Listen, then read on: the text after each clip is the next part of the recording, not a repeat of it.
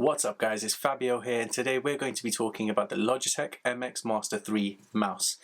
This has been probably the one indispensable productivity tool I've ever owned, and I don't say that lightly. Put me on any computer, PC, Mac, whatever. The keyboard is something that I can usually adapt to quite easily. Sure, it'll take me a few minutes, but I can adapt. The mouse, however, I find much harder. And the reason is, ever since I've owned the first generation of the MX Master, it's been really hard to go back. I've just loved the fact that it has two scrolling wheels, one for horizontal, one for vertical. The gesture controls, the fact that it can jump from device to device.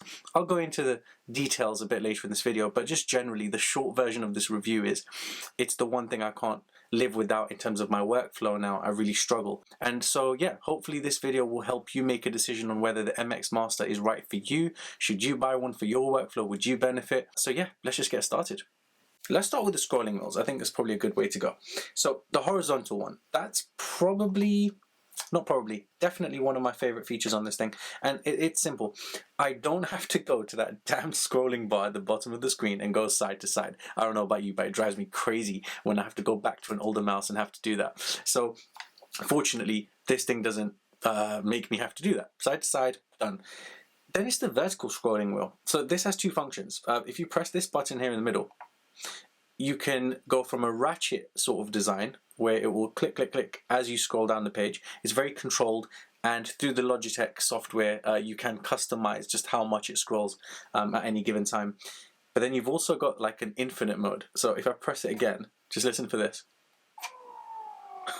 It will just scroll, and I think it goes up to about 1,000 rows at a time. It's pretty impressive. So if you can use shortcuts to get to the bottom of a page, but sometimes this is just a much more preferable route for me anyway. And I do find when you hit end or command down on a Mac, it doesn't always take you right to the end of the document, whereas this will.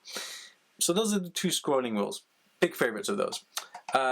Then we've got the forward and back button on the mouse as well. Yes, I'm being lazy. I don't want to go to the top of my browser to hit backwards and forwards. Judge me. This just saves me that much more time where I can go backwards and forwards quickly on the browser. Very, very efficient. And then lastly, you've got this little thumb button as well. Now if I press down on that, it allows me a few different gestures. And it brings it into a hybrid zone where it's kind of between a trackpad and a mouse.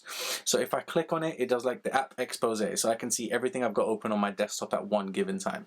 I can also swipe between my desktops, so I use full screen quite a lot. So full screen on several different windows, and I can just swipe between all of them effortlessly. I don't need keyboard shortcuts or anything else. It's just so simple.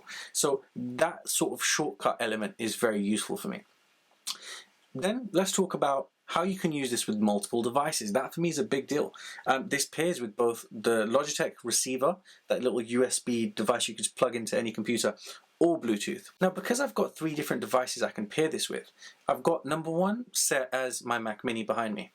Number two might be, for example, my MacBook Pro or my Windows Surface. And then device number three can be my iPad Pro, for example, since it now caters for mouse control. So now all I have to do is go in once, pair it with Bluetooth, for example, with each of those devices, using each of those 1 to 3 numbers, and done. Next time I want to pair, at the touch of a button, I've got it paired with each of those devices, which makes this even more versatile because I can take it in my bag from place to place and use it on any single device I own. I find that really, really useful.